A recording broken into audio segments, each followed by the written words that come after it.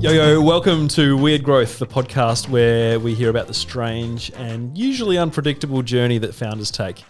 The conversation doesn't stop here though. If you want to stay one step ahead and unlock access to exclusive insights, thought-provoking summaries of our latest episodes, and a curated collection of valuable resources from across the web, please don't miss out on Ammo Marketing's monthly newsletter.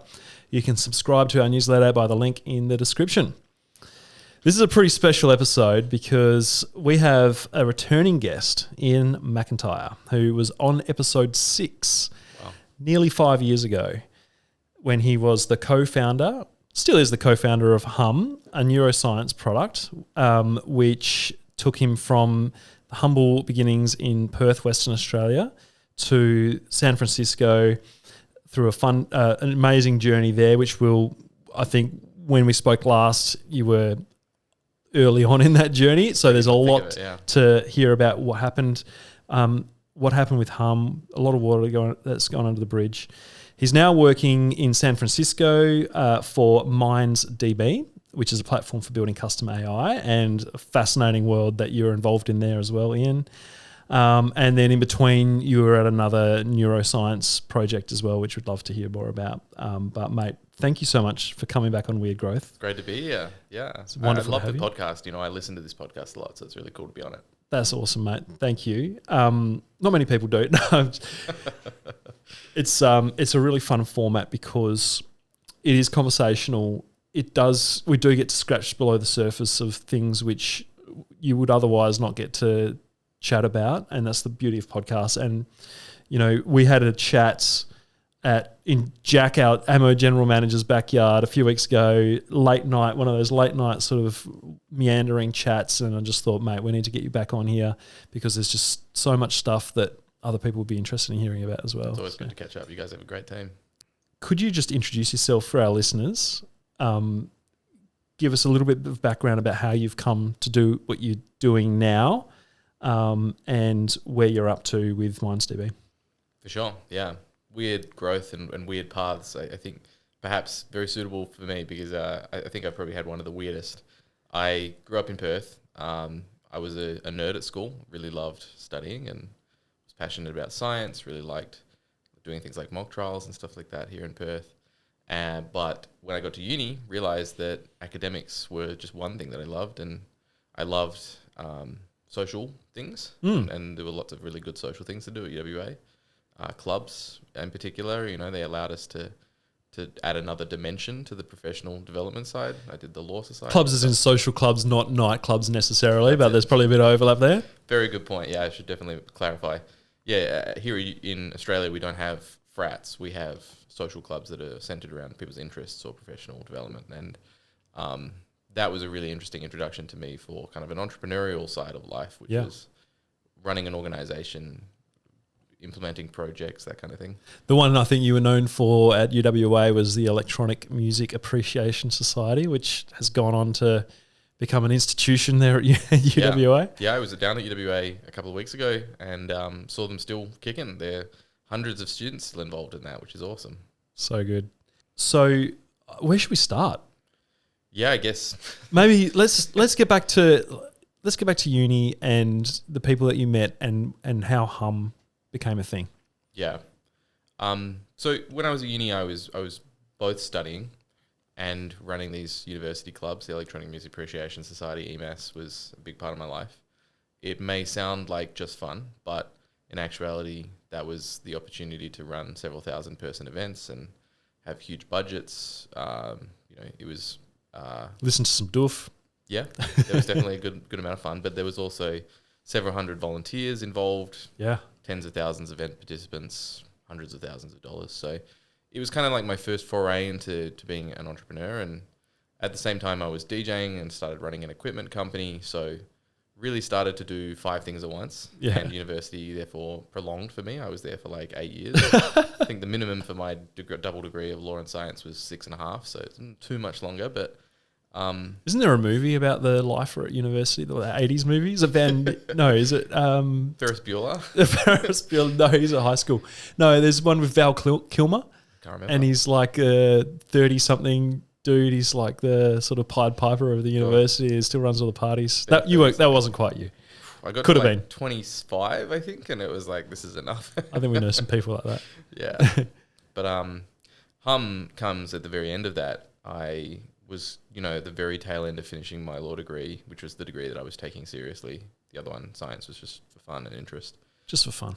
Well, it was hard. Let's not pretend it wasn't. It was easy, but it was just for interest. And law, I was doing clerkships and like working in the court and things like that to get ready to be a lawyer. But a couple of my friends and I had become accidentally really passionate about some technology, which was the neuroscience stuff that ended up becoming Humm. Mm-hmm. It became, all of a sudden a massive interest of mine after I was involved in a study that one of my co-founders, Tim, ran.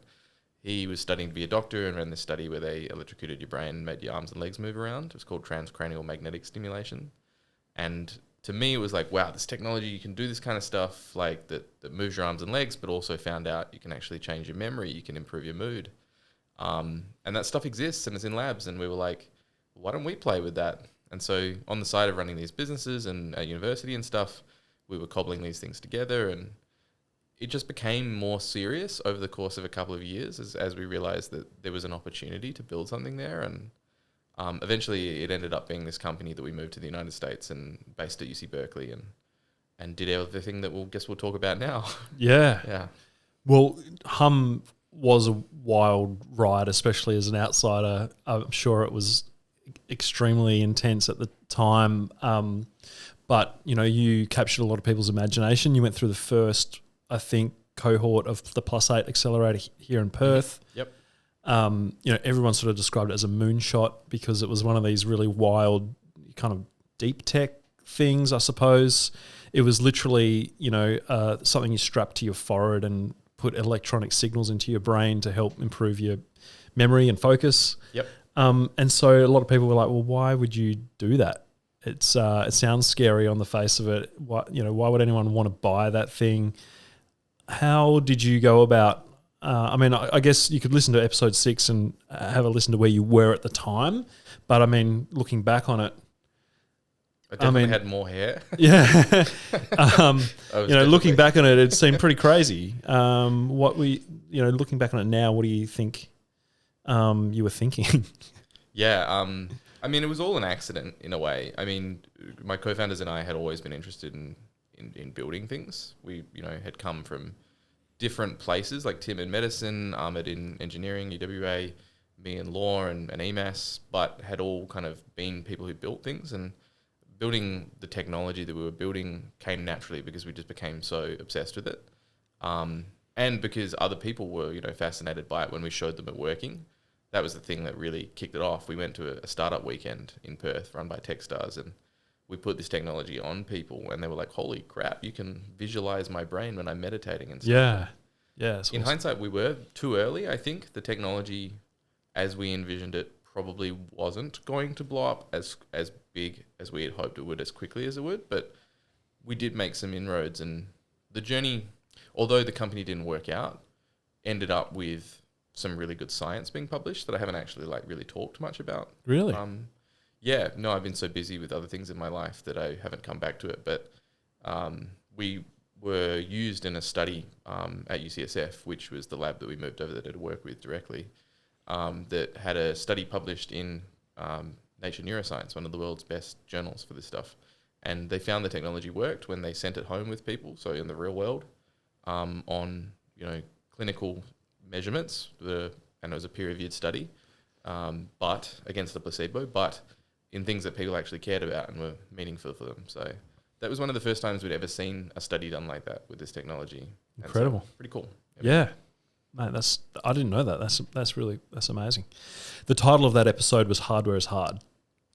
And I suppose that was something that you learned at a very real level as a team. Well, that was essentially what killed us as a company. We ran into COVID. Yep. And, no one expected COVID, but I think a group of first-time hardware founders who never built and manufactured a product before were just unbelievably unprepared for the difficulty that COVID threw up in the manufacturing world and the costs and everything else. So, lots of reasons. including that perhaps it was overall too early that, Yeah. that it didn't work out. But hardware is very hard, and that was probably the biggest reason in my mind. Are you willing to talk about what it was like when you had that realization that actually this isn't going to go any further? Yeah, it was at the end of 2021. I believed in what we were building so much and that it was important, and had staked so much of my existence on it succeeding that I didn't let myself ever think that it was going to fail. I think that what happened to me was actually my body just failed me. And like, Wow. yeah, I mean, entrepreneurship can be very dark sometimes. I think like, not that I'm in love with Elon Musk at the moment, but that what his quote of like staring into the darkness, chewing on glass. Yeah. I've been there. Into the abyss. When a company's out of money and the team need to go and find other jobs, but you know you're still holding on, it's a horrible experience. Bad. And that's kind of what happened to me at the end of 2021. And did you feel that responsibility to the team to try and find a way to make it work? Totally. Yeah. To yourself, that you'd invested that amount of your life into doing it, you took money from investors as well. Yeah. We raised something like $5.5 million US. So, you know, there were a lot of people that were counting on us, including the scientists that were doing the study with our device. Yeah. Which they wanted to do a follow-on study after that one went well, and we couldn't give them the product because the company doesn't exist anymore. So typical. How do you deal with that on a personal level for yourself? Like, how do you pick yourself up from that? Yeah, I'm still dealing with it. I think I do believe that the technology will succeed, and have never questioned that it was the right thing to do. Just that this is kind of what it takes with these new technologies. It takes a couple of tries. Yeah. People get the timing wrong. All kinds of barriers come up, but this stuff will exist and change the world. It will. So I look forward to being 70, 80 and like writing a book about how I saw this coming. And it was just happened to be 10 years too early or something like that. Yeah. But how I dealt with it, I not well, honestly, like being really far away from my friends and family in the United States. And it's tough. Like having to kind of like very quickly move on because, you know, I invested all my money in the company. I lost everything. I had to go and get a job. Yeah. And needing to move on very quickly and almost kind of not take the time to process was very difficult. Yeah. And just like the nervous system effects, like the chronic stress kind of build up that had happened as a result of a combination of COVID, me getting COVID as well, and the company just being really difficult for a long time was a lot to recover from. Yeah. I bet living in San Francisco in particular during that time would have been pretty tough too, just it was very existing. Odd. Yeah, sometimes I don't really think I can process the fact that I've lived a fifth or sixth of my life in like San Francisco, but it's a thing. And for a lot of that time, I was living in a really like isolated part of Berkeley.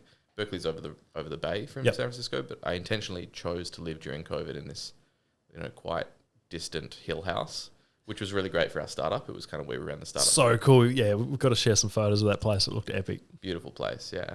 Kooky story behind the place, but what's the kooky story? Oh, it was built over the course of like 40 years by a combination of really interesting characters. Oh, really? One of them was a professor who was building a landing pad for UFOs. So if you can picture me living in a landing pad for UFOs during all of COVID, then it does have this incredible deck. Oh, I've not been there, but I've seen photos of this amazing deck that looks over the bay across to San Francisco, and you get these awesome sunsets. Yeah, over the Bay some Bridge. People in Berkeley. So. Yeah, I bet that's amazing. And yeah, it looked like you had some good Independence Day parties and Halloween parties and stuff like that. For a while, we were the kind of like social hub of the UC Berkeley Skydeck Accelerator. We were kind of responsible for organising the social calendar there. So bit of experience in that, mate. Yeah, awesome. You've wound up Humm. You're dealing with the sort of both physical and mental sort of repercussions of that personally. Where to from there? Organically, I met some really great people who I initially approached to come and work with me on Humm. I wanted, by that point, I was the last co-founder left in the US, and you know we didn't have enough money to pay staff. So I was actually looking for co-founders, and I approached these people that I knew who were a neuroscientist and a former Google hardware engineer who had been working on their own project for a couple of years that I was quite impressed with and had been glad to see progress. Yeah. My initial goal was to convince them to join me. What actually happened was that what they were building, this product is called Roga, that helps people with anxiety, particularly bad clinical anxiety that Mm-hmm. isn't responding to drugs. Mm-hmm. At this point in my life, I was having panic attacks like every day. It was Shit. pretty bad, like couldn't get out of bed. If I did get out of bed to do anything, it was basically because I was stressed enough to have got up to solve something. Oh, that's and hectic. then, panic attacks. And Yeah. it was a rough place to be in. But I used their product while I was talking to them. And they... What was the product? It was basically the same as Humm, an electrical stimulation device that you put on your head. You place it in different parts of the head. It puts in different types of electricity, and actually this one affects the nerves as well as the brain. Wow. But it's an area of technology that's been around, again, for like 20 or 30 years, a bit like Humm. But Yep. this one has actually been medically approved for the purposes of treating anxiety. So it's a medical device for treating anxiety. And Amazing. you would wear it while you were meditating or you were like just going about your day. Yep. I know that there's some treatment. I think it's called TDT, which is around tapping certain parts of your face, dealing with. I think it's treated a lot for people with post-traumatic stress, and I've got some personal experience with that as a teenager, and that sort of treatment does actually sort of almost disrupt your. I don't know what it is, your energy flow in your head and your brain, and it's a super funny kind of thing, but it does work.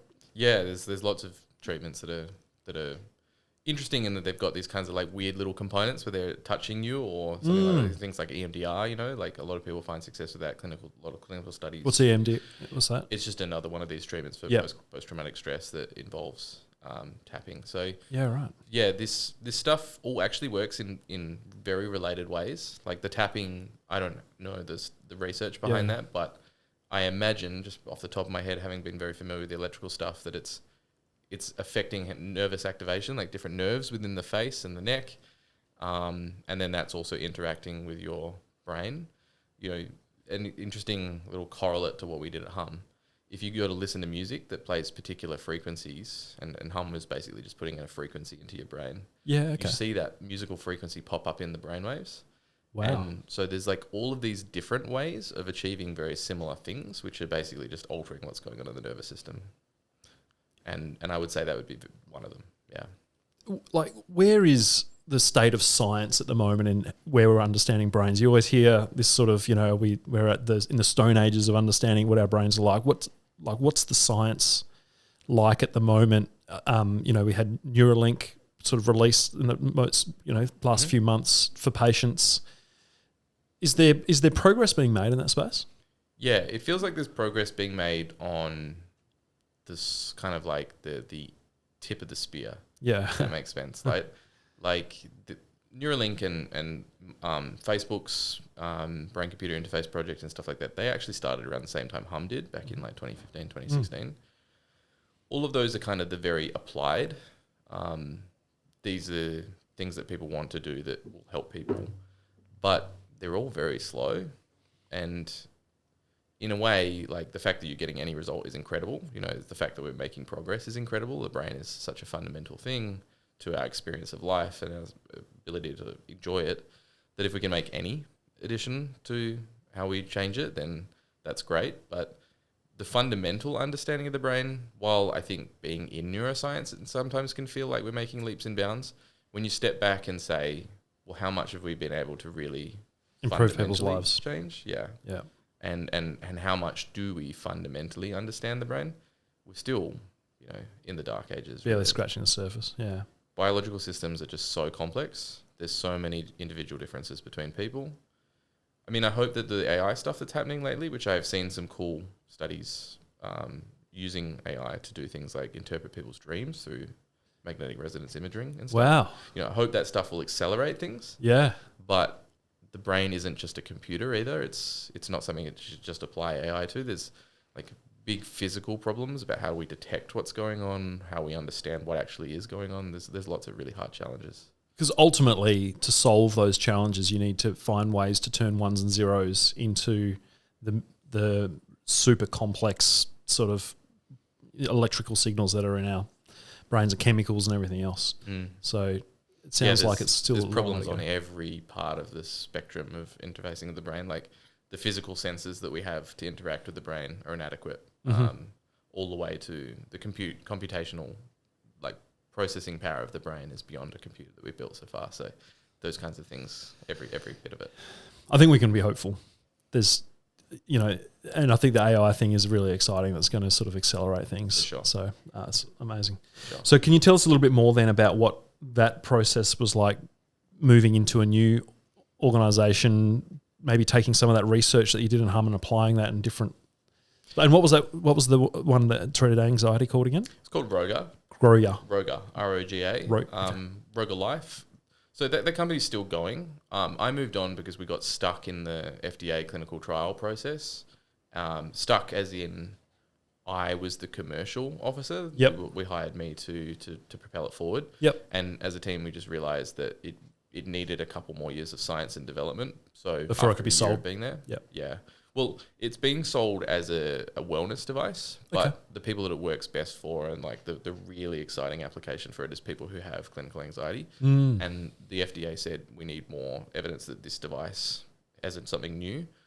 Roga isn't just a copy paste of what had come before in the industry. It's a fundamentally new product. And initially we thought that we'd be able to get something, a 510K, which is like a quick path through based on what had come before. But the FDA basically said, slow this down and go do more clinical studies. So Roga will be an incredibly successful company. And it was actually like very heartbreaking to move on.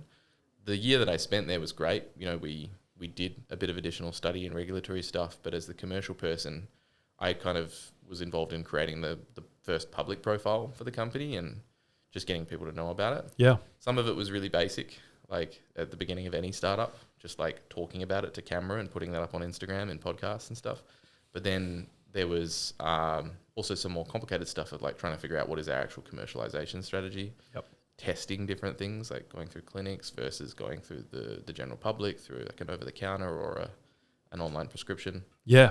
So you got this technology. How do we actually get it into people's hands? What's the path to market? Yeah. And then also something like 20 or 30% of my time was literally just the co-founders of the company and I just assembling the device with our hands. Really? And like shipping it to people for testing and things like that. So yeah, visiting fun the early stage manufacturer, stuff. Those kinds of things. Yeah. Yeah. It was a 3-person team at the time, so it was pretty small. Brilliant. You're at MindsDB now. How did that come about? Yep. I'll tell the story as I think it should be told rather than the one that sounds convenient for me. I met Jorge and Adam, the guys who started MindsDB 6-7 years ago when I was first in America.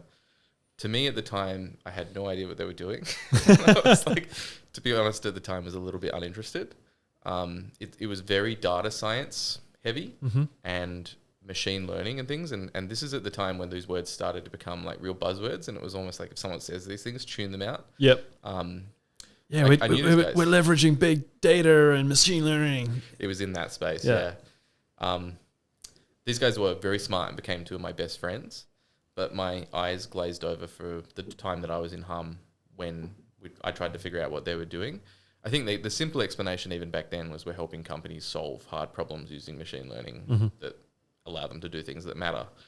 But what like kind of happened that changed everything was that, well, they did a lot of really hard work over 5 or 6 years building this open source product that tens of thousands of people used to do data science. It basically allowed them to connect different machine learning tools. Yep. As what was called machine learning only back then. AI wasn't as big of a thing. To databases and do building of programs and applications and back-end software. Tens of thousands of people used it over the course of several years. They worked with a whole bunch of companies proving out that their code would be useful. Yep. I'm not surprised your eyes glazed over at that point because it sounds pretty nebulous. It was a super different world to what I was from too. Sure. Having gone from law into neuroscience and then into That's this one stuff, it requires some mental flexibility to kind of like learn new things and figure out how it all works. But going into the world of software development was, if not just as harder than going from law into neuroscience, because it really is such a deeply technical, finicky world, and software development is just very involved, and learning how like these processes work and things like that takes time. So yeah, it took me a while to understand what MindsDB did. What really changed for MindsDB and for me as well, I guess, was that the Chat-GPT revolution kind of happened, and all of a sudden everyone was building with AI in the software development world, and everyone was talking about it, and it was really clear what its benefits could be. Yep. You started using Chat-GPT and seeing exactly how it could be useful over time.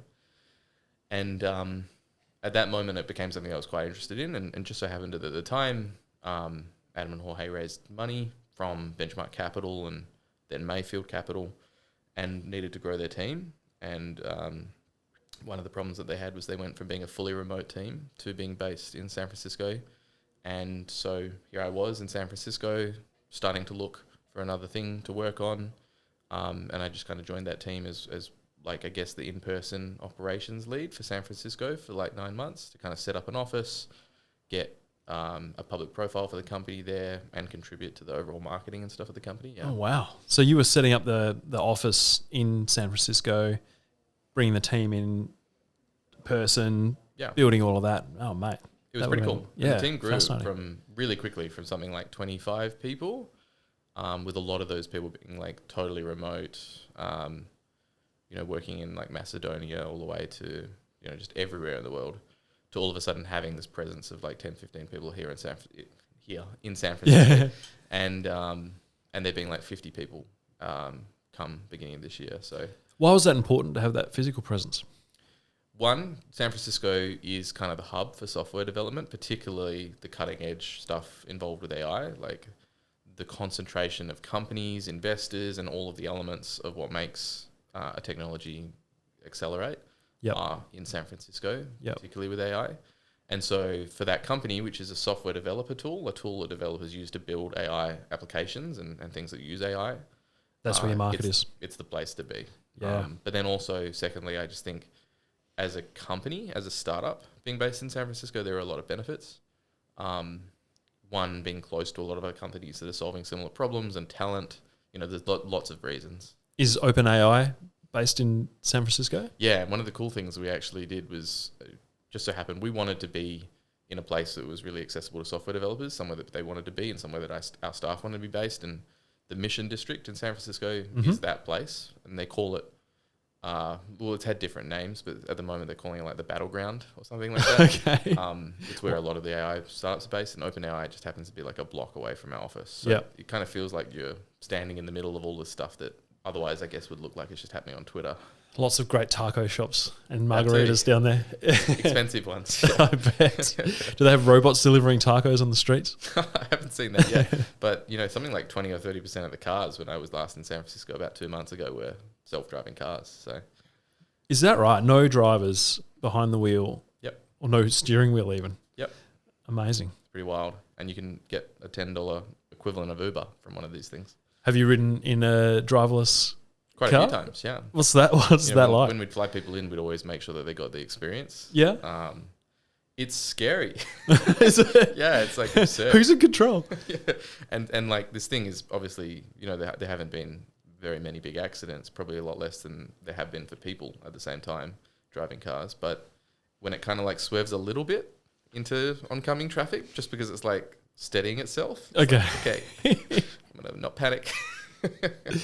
Amazing. Only in San Francisco could you? And so, I mean, I'm sure this is all going to, it's all going to be, everyday technology for us soon, but it doesn't feel like, I think maybe 5 years ago we all expected by now we'd probably be all in self-driving cars, and, Teslas would all be full, level 5 self-driving, but it hasn't quite got there. This is one of the reasons I'm not super happy with Elon. I think, having been an entrepreneur that was in an industry that I predicted came a bit early, I can confidently say that I think Elon's even a bit more like ambitious about time frames. I think sometimes he just flat out lies to be controversial about it. Okay, that is the fully self-driving stuff is clearly a lot longer away. Yeah, and from just local streets in San Francisco where you can map it out perfectly. Well, it's been so hard for them to set up in San Francisco. Yeah, and there have still been problems, but the idea that I think in like 2017, Elon said it was coming out this year or something like that is not real. There's been an expectations and sort of mishap there, mismatch. Yeah. Let's come back to MindsDB in a minute. But I think just living in San Francisco is a fascinating thing as well. What's it like living there now? People hear a lot of stories. It's not as safe as it used to be. I think I was there in maybe like 2014. It was probably a different city then to what it is now. Yeah, I think the time that I've been in San Francisco, I've kind of seen three versions of it. Yep. When I first landed, it was confronting the homelessness problem, not what you expect about San Francisco. You see it as the beautiful city that it looks like in photos, but there are all of these social problems, like the rising cost of living and things like that, where it was pretty extreme even back then. Yeah. You wouldn't have thought it could get any worse. Unfortunately, it really did. COVID obliterated the center of San Francisco and just massively exacerbated, I think, a lot of the problems that drove the drug crisis and the homelessness crisis there. I love San Francisco, but it was really tough during COVID. I think, unfortunately, a lot of people just got left behind, and corruption / mismanagement of the government, God knows, it's such a complicated issue, just really stamped a lot of the people down, and the crime got worse, and it felt like a bad place to be. I'm seeing the resurgence of it now. The AI stuff is interesting in that it's both a good thing and a challenge. One of the local papers before I was in August last year wrote a story about how the AI companies are bringing back a lot of what happened in 2014, 15, 16, 17, this energy and money and resurgence of talent coming back into town. But how a lot of the companies have very few employees relative to the kind of size of the company. Well, they're AI companies. Indeed. And how a lot of people worry that it's going to be another crypto boom. Yeah. It's kind of a lot of things are just a shell. I don't think so, having been on the inside of it, and I have a bias obviously to say this, but I really do believe it. A lot of these AI companies are just founders who want to do cool things, and AI is just the technology they're building with because it works. I don't think that it's anything like a lot of people who went into cryptocurrency because it was just kind of the new frontier where the money was. Yep. I really think it's going to continue to grow, and although there'll be a lot of things that don't work out, the money that's moving into AI will continue to expand. The industry will continue to expand. I think San Francisco will continue to grow because it is such a great place to do it. So hopefully San Francisco in general continues to get better. It's such a beautiful place. The people are awesome. The universities, the investors and companies that are based there, it's an incredible place. And it was really a shame that during COVID it became really hard. Some places are still struggling to recover. I live in Oakland and that's still really struggling. Yeah. But, these things have their way of sorting themselves out eventually, at least I hope.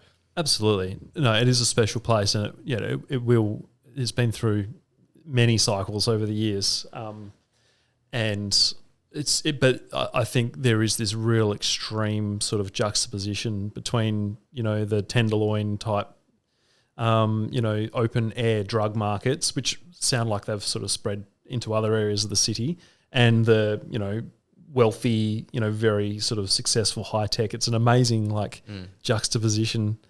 And the area that we work in, the Mission, is kind of where those two worlds meet.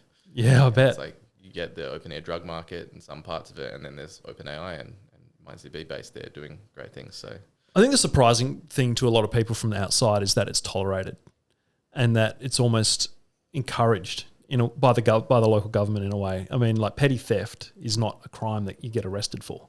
You see videos of people just walking into tech shops, taking what they want and walking out. There's no consequences. How do people live with that? I think everyone is really upset. We're not so they should be happily living with it. The crime, you have this app in America even, I think, called Citizen, where you see reports of crimes, and it's just constant. A lot of people just have deleted the app because it's just demoralizing. Yeah, wow. I mean, you go on Instagram, you see all these robberies happening and stuff like that. It sucks. There is a real groundswell of people wanting to fix it. I just think that the problems are complicated. And also, being a very left-leaning person, I very much understand some of the motivations behind things like wanting to decriminalize petty theft, but something has just gone too far because it has got to an insane level. Yeah. I mean, I'm on the opposite side of the political spectrum from you, and obviously have a different view, but it does seem like the government is a big part of the problem. Yeah, I think there's some things that you and I would really agree on very easily in San Francisco, like not having enough police at all. Police have an important role. Yeah. And Oakland hasn't had a police commissioner for a year or something now. It's just at the same time that crime has skyrocketed, Doesn't make sense. Yeah, amazing. Well, I'm sure it'll get to the point where just people have had enough and something's got to give. Well, it's not going to drive people away from coming and founding companies there. So, okay, it's going to have to improve. Yep. Because people are not going to put up with it. So I don't know exactly how that's going to happen, but there's an election going on there now for mayor, and maybe that'll change. Okay, maybe Jason Calacanis can step up. I think he's been talking about running for mayor. Yeah, they're all talking about it. So back to AI, back to MindsDB. It must have been a buzz, I suppose, to be on the ground there when Chat-GPT was released. I was excited when DALL-E 2 was released, and you could create an image from any idea that you had in your head almost instantly. It was extraordinary that imagery was really the first thing that came out before the chat stuff. We're now at Chat-GPT 4. I assume 5 is coming. There's a myriad of other large language models out there. The one thing that's probably been a little bit surprising to me is that day-to-day workflows in normal businesses, everyday businesses, hasn't really changed as much as what I expected. Microsoft products basically everyone's SaaS product has some form of AI tool built into it now. And I don't hear as much as much stories, I suppose, of that changing people's day-to-day work lives as what I really expected it to. And I don't know if it's because, I'm interested to hear your view, if that's because it sort of is taking a it needs behavioural change, and for people to actually know what they're going to use those tools for before they use them, and a prompting type challenge, or if the technology is actually not that much more efficient or life-changing as what we're expecting it to be. I think you hit the nail on the head with both. Although it's incredibly powerful and it's come incredibly quickly, very fast, it still has very fundamental deficiencies. I've used it for some basic operations, legal work, obviously, in my role. Yep. And even there, it makes mistakes and comes up with crap, or misses things, or doesn't get the point. There's still a lot of work for it to do. But you could get it to do what you want it to do. You can get it to do some incredible stuff, for sure. I think the skill is understanding how it works and how it thinks in a way that you can prompt it to get how to check it. Yeah. You've got to have these workflows around making sure that it's doing what you want it to do as much as anything. I think the first thing you said, the behavioral change thing, is the main thing. In San Francisco, among the companies that are working with this stuff, you've got the people who are most inclined to rapidly deploy these things into their everyday workflows. Yep. And I see people using it 24 hours a day. I use it a lot. Not just ChatGPT, but every kind of AI tool based on the developments that have come for making different parts of their lives easier. And I've also seen a lot of layoffs happening in San Francisco, driven in part at least by the fact that businesses want to demonstrate the efficiencies coming from the application of these things in their work, but also just the actual efficiencies. Yeah. There's got to be some, right? All In Podcast was talking about major conferencing, not teleconferencing, but telemarketing phone service that has just demonstrated that in the first year of them deploying this stuff, they've saved $40 million in operational costs. And the actual efficiency or the sort of customer satisfaction of those phone conversations that they're having with AI agents has been increased by over 20%. So there are things there where there's menial, labour-intensive jobs where people who don't have to use a lot of their skill set or human capability to do their job are being replaced. And I'm actually excited about it. I think it's a wonderful thing because people don't need to be, answering the same question 100 times on the phone. They can be going on to doing more interesting and more sort of valuable jobs. So I think that side of it's wonderful. But it's just there is going to be this sort of transitionary period, I suppose, where it's not going to be easy and painless for people to go from those jobs into new things. Not at all. Yeah. No, I agree. I think things like driving trucks, long haul and stuff, why should we have to do these things? We shouldn't, and I do hope that we are liberated from these things. But just like with the Industrial Revolution, is some really big challenges, and all truck drivers losing their jobs within 5 years, that's an incredibly awful It's very disruptive for a lot of people's lives. So yeah, great. government and business and people are going to have to really navigate this period in a proactive way. Yeah, for sure. But we need to be optimistic about it as well, because if it means that we can focus our so one of the examples that I use about the sort of power of how AI can shift things was a story about a psychology chat service where people can chat to a counsellor on text chat, sort of talk about how they're feeling, have a good sort of structured conversation, which is really healthy. And so that's traditionally been operated by humans, chatting back and forth on the computer or the phone.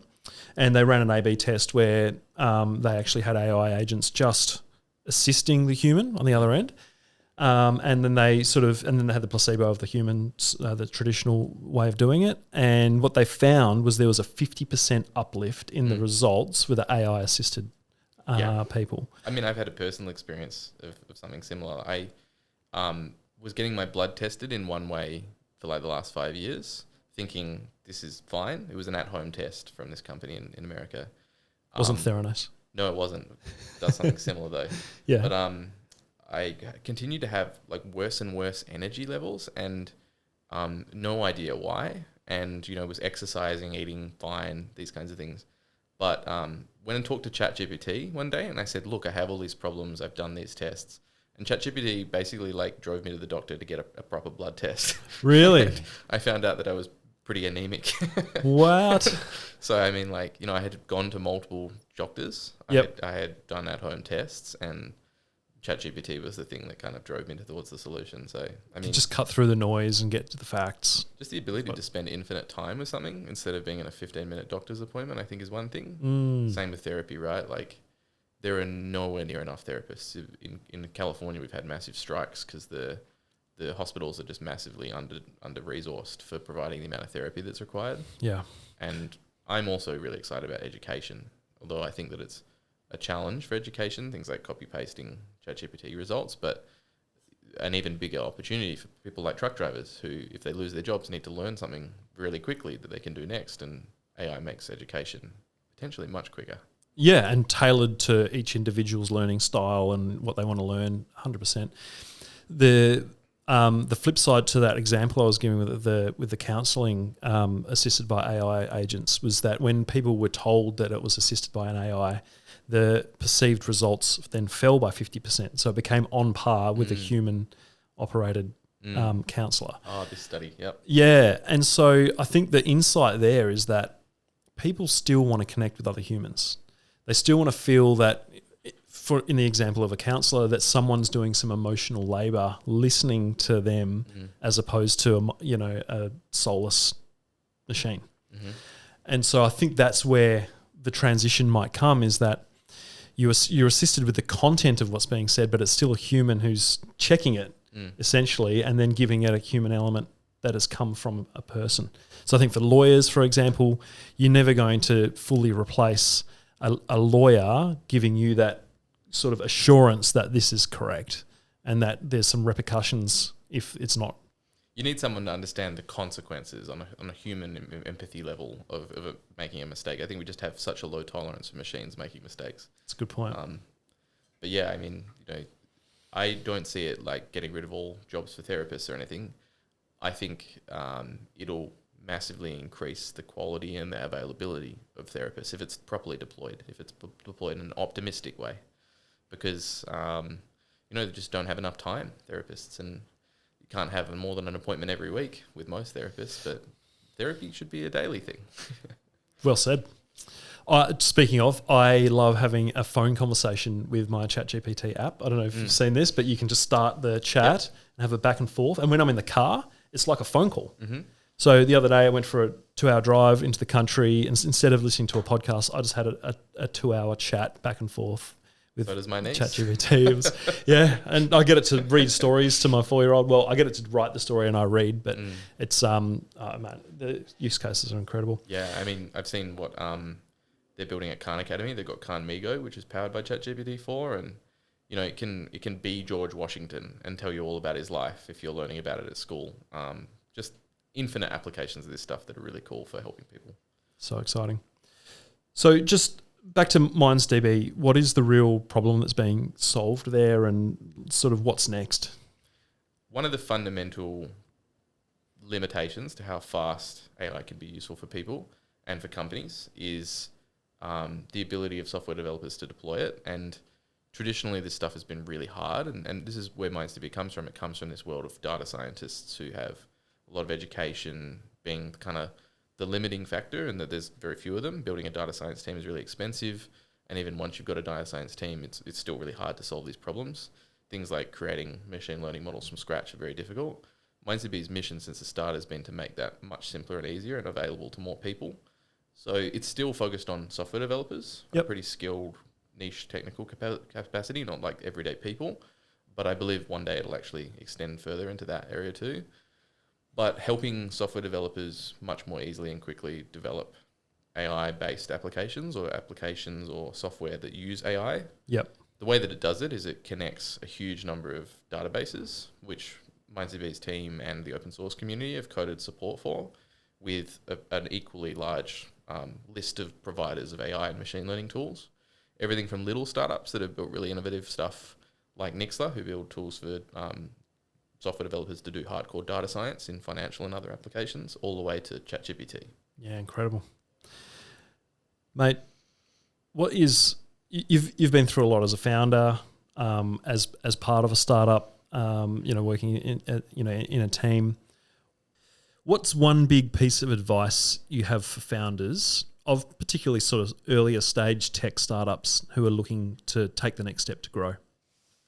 I think probably like the biggest lesson that I've taken away from my journey so far has been that you really need to look after yourself.